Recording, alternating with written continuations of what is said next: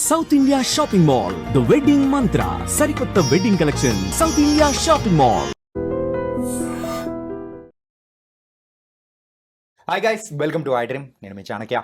మరి ఆర్బీఐ అయితే repo rates అనేది కూడా తగ్గిస్తూ ఉంది. అది కూడా June 6 నుంచి అమల్లోకి రాబోతుంది. మరి దీనికి సంబంధించి మరి ఫైనల్ కన్జ్యూమర్స్ ఎవరైతే ఉన్నారో వాళ్ళకి దానికి సంబంధించిన మరి బెనిఫిట్స్ ఏమన్నా వస్తున్నాయా, రావట్లేదా? ఒకవేళ రాకుండా ఉంటే మరి దానికి సంబంధించి మనం ఎలా మరి బ్యాంక్స్ని అప్రోచ్ అవ్వాలి, మరి ఎలా మరి ఆ వే అనేది ఎలా వెళ్ళామంటే మనకు రావాల్సిన బెనిఫిట్స్ అనేది కూడా దక్కుతుందా అనే దాని గురించి కూడా మాట్లాడడానికి ఇప్పుడు మనతో పాటు కూడా మన సర్టిఫైడ్ ఫైనాన్షియల్ ప్లానర్ మాధవి గారు ఉన్నారు. మరి మాధవి గారిని అడిగి తెలుసుకుందాం, ఒకవేళ మనకు ఆ బెనిఫిట్స్ అందకపోతే ఏం చేస్తే అందుతుందా అనేది.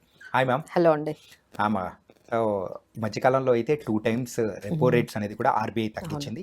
థర్డ్ టైం అనేది కూడా June 6 నుంచి అమల్లోకి కాబోతుంది అనమాట. కానీ చాలా మందికి ఏమవుతుందంటే దాన్ని పెద్దగా పట్టించుకోరు. ఏంటంటే బిజినెస్ సంబంధించింది కాబట్టి ఎవరు పెద్దగా కాన్సన్ట్రేట్ చేయరు, జాబ్లలో వాళ్ళ లైఫ్లో బిజీగా ఉంటారు. సో ఇలా వాళ్ళకి అంటే ఫైనల్ కన్స్యూమర్స్కి అది రీచ్ అవుతుందా లేదా, ఒకవేళ రీచ్ కానప్పుడు మనం ఎలాంటి వేలో వెళ్ళి మనం అప్రోచ్ అవ్వాలి, దానికి బెనిఫిట్స్ మనం ఎలా తీసుకోవాలంటారు? ఫస్ట్ వాళ్ళు అందరికీ అర్థం అవ్వాల్సింది ఏంటంటే రెపో రేట్ అంటేనే చాలా మందికి తెలియదు.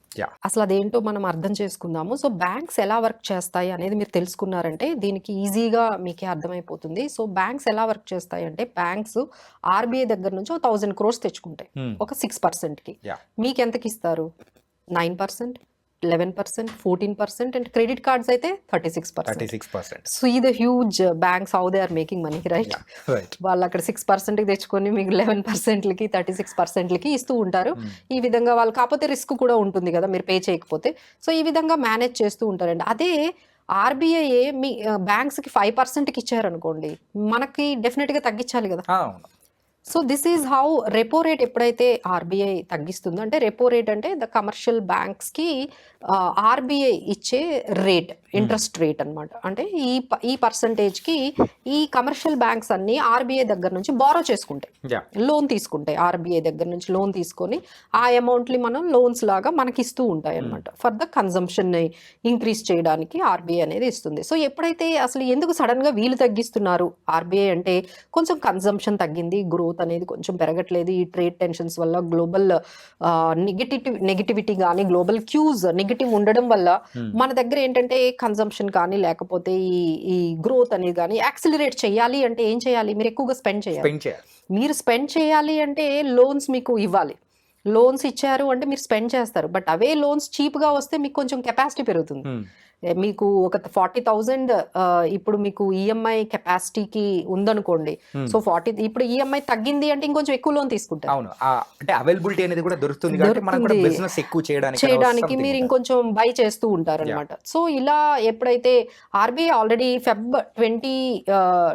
ఫెబ్లో ఒక 25 basis points తగ్గించిందండి. అంటే ఇట్ హ్యాస్ స్టార్టెడ్ విత్ 6.50 దగ్గర ఉండేది రెపో రేట్. ఆ తర్వాత 25 basis points తగ్గించారు. ఏప్రిల్లో కూడా మళ్ళీ 25 basis points తగ్గించారు. అప్పుడు 6కి వచ్చింది. ఇప్పుడు ఇంకొకసారి మళ్ళీ ఒక 50 to 70 తగ్గిద్దాము, ఎందుకంటే ఇన్ఫ్లేషన్ తగ్గింది. ఎప్పుడైతే ఇన్ఫ్లేషన్ తగ్గిందో ఇంట్రెస్ట్ రేట్స్ కూడా తగ్గిస్తారు. సో గ్రోత్ని కూడా యాక్సిలరేట్ చేస్తూ ఉంటారు. సో ఇప్పటికే మీకు బెనిఫిట్ రావాలి, కానీ చాలా మంది అంత పెద్దగా ఈఎంఐ తగ్గినట్టుగా ఎవరు ఫీల్ అవ్వట్లేదు. ఏం తగ్గింది మేడం, 500 rupees తగ్గింది. అది కొంతమంది అయితే అసలు దాన్ని చూసుకునే అంత టైం కూడా లేదు, నిజంగా ఈఎంఐ బెనిఫిట్ తగ్గిందా అనేది. ఒక ఫిక్స్డ్ అమౌంట్ అని పెట్టుకుంటారు అనమాట. దాని ప్రకారమే కొట్టేసుకుంటూ వెళ్ళిపోతూ ఉంటారు. అది నిజంగా ఏం జరుగుతుందో, ఆ బెనిఫిట్ ఇచ్చారా లేదా అనేది తెలుసుకోలేకపోతున్నారు. సో దీనికి ఏం చేయాలి? కొన్ని బ్యాంక్స్ ఏం చేస్తాయంటే ఆర్బీఐ వాళ్ళకి తగ్గించిన వీళ్ళు ఆ బెనిఫిట్ ని పాస్ చేయరు. ఓకే, ఎగ్జిస్టింగ్ కన్స్యూమర్స్ కి. అంటే మీరు ఆల్రెడీ లోన్ తీసుకున్నారు, మీరు ఎగ్జిస్టింగ్ కన్స్యూమర్ కదా, బ్యాంక్ కి మీకు తగ్గించరు. కానీ కొత్త వాళ్ళు ఎవరైనా వచ్చారనుకో లోన్ కావాలని, వాళ్ళకి మాత్రం 8%కి ఇస్తారు. So this is how. అప్పుడు ఏం చేయాలి? ఎగ్జిస్టింగ్ కస్టమర్ మీరు వెళ్ళి బ్యాంక్ తో మాట్లాడాలి. ఎందుకు మాకు ఇది ఈఎంఐ తగ్గలేదు, రెపో రేట్ తగ్గించారు కాబట్టి మాకెందుకు ఆ బెనిఫిట్ పాస్ చేయలేదు అని మీరు అడగాలి. అడిగితేనే అప్పుడు వాళ్ళు ఒకసారి మీరు తీసుకున్న కండిషన్స్ ఏవైతే ఉన్నాయో అవి చూసి వాళ్ళు మీకు కరెక్ట్గా బెనిఫిట్ ఏదైతే ఉందో అది పాస్ చేస్తారండి. అలానే మనం కొంచెం నెగోషియేట్ చేయొచ్చు, మళ్ళీ ఫాలో అప్ చేయాలి. అవన్నీ చేయాలి అంటే ముందు అసలు మీరు ఆ లోన్ స్టేట్మెంట్ చూడాలి కదా. ఎంతమంది లోన్ స్టేట్మెంట్స్ చూస్తున్నారు? Very very rare. I think 1% to 2% అంతే. అంతే. ఎవరు లోన్ అదే ఈఎంఐలు కట్టడమే తప్ప ఆ లోన్ స్టేట్మెంట్స్‌లో ఏం జరుగుతున్నాయి, ఆ ఈఎంఐలు ఏం మారుతున్నాయి, ఏంటి చూడరండి. సో ఎన్ని చేంజెస్ వస్తున్నా కూడా పెద్దగా బట్ ఏంటంటే ఈ చిన్న చిన్నవి మనకి చాలా ఎందుకంటే 20 ఇయర్స్ హోమ్ లోన్‌లో మీకు ₹1000 తగ్గినా ఎంత తగ్గుతుంది? చాలా తగ్గుతుంది. సో ఇవేంటంటే వాళ్ళు ఇది చిన్న అమౌంట్ అని పెద్దగా పట్టించుకోరు. బట్ ఏంటంటే దిస్ టైమ్ ఇది ఎందుకంటే ఇంకా ఎక్కువ వాళ్ళు మనకి బెనిఫిట్ ఇస్తున్నారు కాబట్టి definitely you will see a very good impact on your EMIs మీద అయితే మీకు మంచి తక్కువకి మీకు రాబోతున్నాయి. ఎస్పెషల్లీ ఎగ్జిస్టింగ్ కస్టమర్స్ అయితే ఒక్కసారి మీ బ్యాంక్స్తో అయితే మీరు మాట్లాడండి. ఇంకా వాళ్ళు చేంజెస్ చేయకపోతే యూ క్యాన్ ట్రాన్స్ఫర్ అంటే బ్యాలెన్స్ ట్రాన్స్ఫర్ అన్నమాట. అంటే ఏంటంటే మీరు ఇంకొక బ్యాంక్ కి ట్రాన్స్ఫర్ చేసుకోవచ్చు. దాన్నే మనం రీఫైనాన్స్ అనొచ్చు, బ్యాలెన్స్ ట్రాన్స్ఫర్ అంటారు. అంటే ఈ బ్యాంక్ మీకు ఆ పర్టికులర్ ఇంపాక్ట్ గానీ చూపించలేదు బెనిఫిట్. సో ఇక్కడ మీకు ఆల్రెడీ మీరు 50 lakhs తీసుకున్నారు, ఒక 10 lakhs తగ్గింది, ఇంకా 40 lakhs అవుట్ స్టాండింగ్ ఉంది. ఈ 40 lakhs ని మనం వేరే బ్యాంక్ కి ట్రాన్స్ఫర్ చేసుకోవచ్చు, which are giving less interest rates. So దీనికి కూడా టైం ఉండదు అనమాట.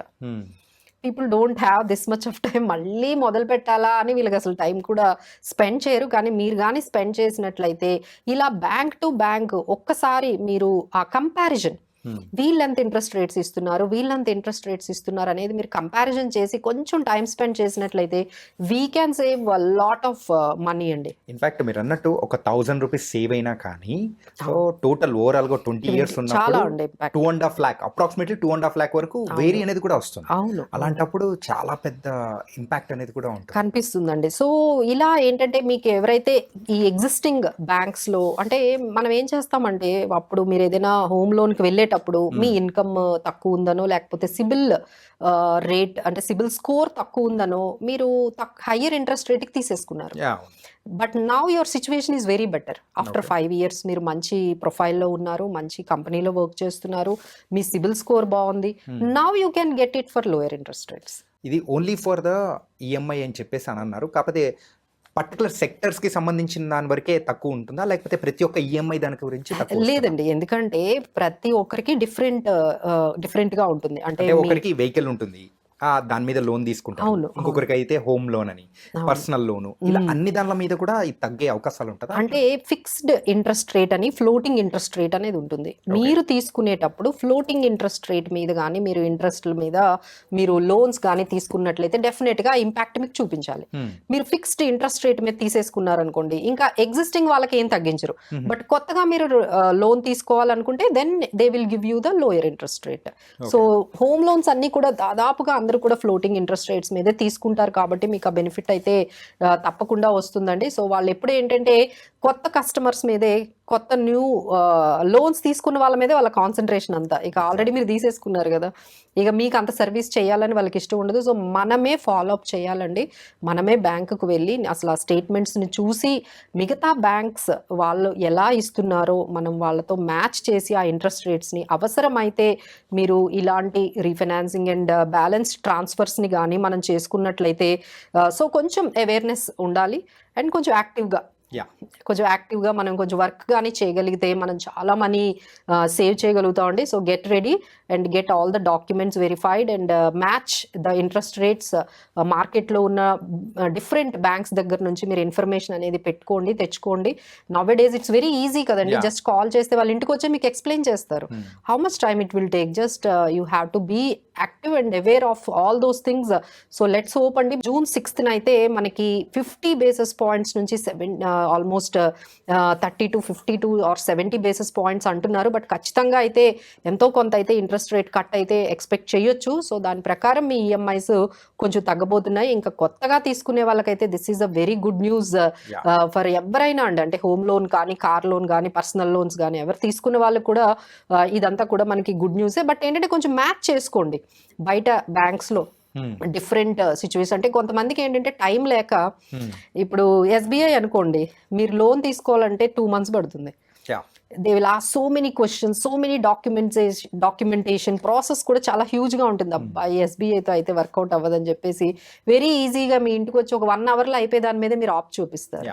సో బట్ దానివల్ల ఏమవుతుందంటే ఇంట్రెస్ట్ రేట్స్ వాళ్ళు చాలా తక్కువ ఉంటుంది, వీళ్ళది కొంచెం ఎక్కువ ఉంటుంది. సో అవన్నీ కూడా వేరియేషన్స్ అనేవి చూసుకోండి. But if you spend time on this definitely we can say lot of money అండి. ఇది వన్ టైమ్ మీరు ఒకసారి టైం స్పెండ్ చేసి అంత పర్ఫెక్ట్ చేసుకున్నారంటే again every month you will get some kind of savings.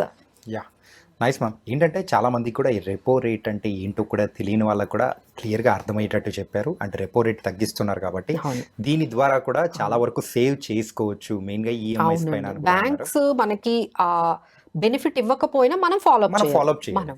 మనం అడిగితేనే అమ్మైనా అన్నం పెడుతుంది అన్నట్టు కూడా. సో ఆ రకంగా ఇప్పుడు మనం కూడా బ్యాంక్కి వెళ్ళి అడిగామంటే వాళ్ళు ఇస్తారు. సో నైస్ మ్యామ్, ఇది మాత్రం ఒక మంచి శుభవార్త ఎవరికైతే ఈఎంఐస్ ఉన్నాయో కట్టే వాళ్ళందరికీ. సో చాలా మంచి ఇన్ఫర్మేషన్ అనేది కూడా ఇచ్చారు. So thank you so much. Thank you.